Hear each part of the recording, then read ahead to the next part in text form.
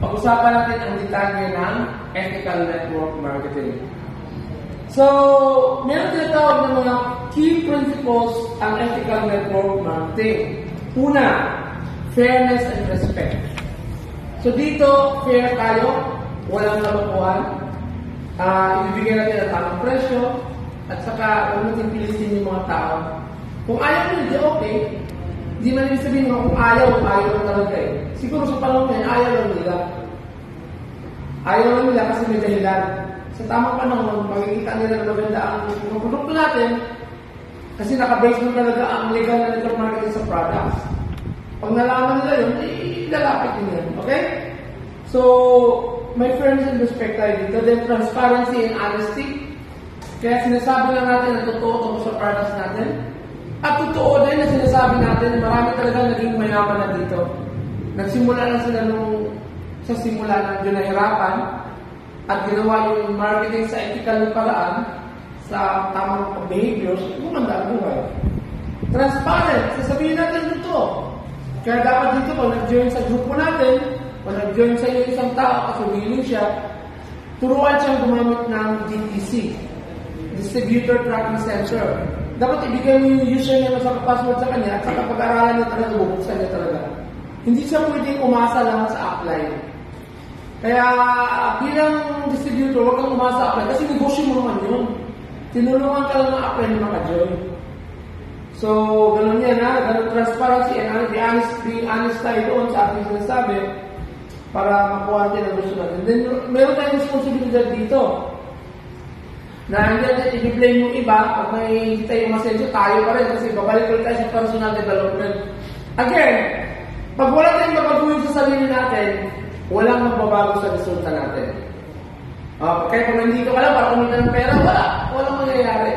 Mag-quit ka talaga. Okay? Yun. So, dapat may responsibility tayo sa sarili na i-develop. Dito, ang tinatawag na customer first approach ang mahalaga. Tingnan talaga natin ang customer natin na mag-enjoy siya o maging malusog siya. I-monitor natin yung mga binentahan natin ng produkto o sabihin na nag-share din ang produkto sa kanila. I-monitor natin. Then, ano dapat natin iwasan dito sa ethical network marketing? Yung mag-advertise na hindi totoo. Dapat na sasabihin natin sa produkto natin yung totoo lang. Huwag tayong magsasabi ng mga hindi naman totoo para lang mabenta yung produkto. Alamin natin, kaya pag-aralan natin about products. Alamin natin. Then, huwag tayong mag-focus lang sa recruitment. Na pag recruit ko, magkakaroon ako ng income. Meron akong referral bonus, meron akong pairing bonus. Huwag! Kasi pag nag-join yan, mawawala din yan.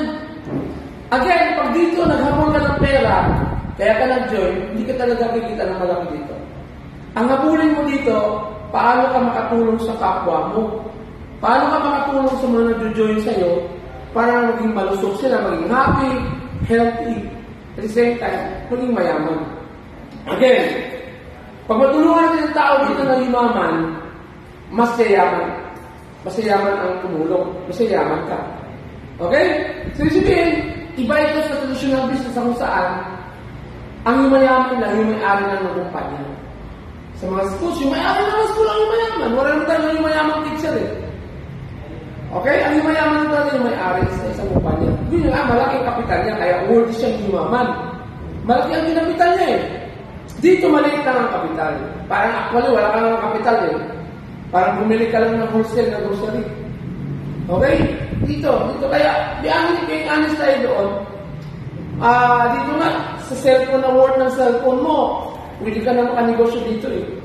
Kasi bibili ka lang ng products. So, huwag tayong magsalita ng mga advertisement na deceptive. At saka huwag tayong mag-focus lang sa recruitment. Nakabase tayo sa pagpapag-distribute ng mga products natin. Siyempre, para dumami tayo, isi-share natin at mag-share na rin sila. So, huwag tayong mamilit na bumili kasi hindi maganda yun. Unethical yun. Then, huwag natin abusuhin ang relationship natin sa iba para pang-pilit sa iba. Nagagalit. Okay? So, normally, pag hindi natin alam yung ethical network marketing, ang impression sa atin is pinilit lang sila. Kaya actually, yung naranasan ko yun noon, hindi ko pa alam ito eh. Dahil yung naipasok ko, pinilit ko lang daw. So, may mali ako doon kasi hindi ko pa alam ito eh. Kulang pa ako sa training. Kasi sa research ko na ito nalaman, hindi naman kasi masyado na-emphasize ito eh. Sa mga general na mga training. Na-emphasize lang ito sa bawat grupo. Tulad ng grupo namin dito. Hindi talaga sa malakihang seminar. Okay, so paano din i-practice yung ethical network marketing? Focus on retail sales. Magbebenta talaga tayo or gagamit tayo ng products. At i-encourage natin ibang gumamit din sila ng products. Kasi pag bumibili sila, may choice nila akit sa atin, income din yun. Then, provide clear information.